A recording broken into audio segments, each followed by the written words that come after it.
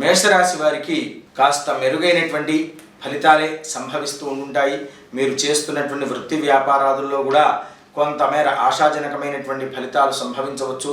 చేయు వృత్తి వ్యాపారాదుల్లో కూడా కొన్ని ఒడిదొడుకులు చిన్నపాటివి ఏర్పడతాయి తప్ప మిగతా అంతా కూడా కాస్త ఆశాజనకంగానే సాగుతూ ఉంటుంది.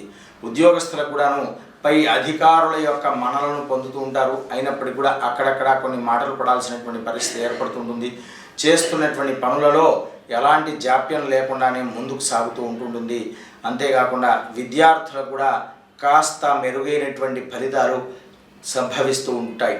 వీరు చేస్తున్నటువంటి పనిలో ఏమైనా జాప్యం సంభవించినట్లయితే అక్కడ శివపంచాక్షరి మంత్ర జపాన్ని, ఓం నమః శివాయ అనేటువంటి శివపంచాక్షరి మంత్ర జపాన్ని మీకు వీలైనంతగా చదువుకోండి. దానివల్ల కార్యసిద్ధి అనేటువంటిది సంభవిస్తూ ఉంటుంది.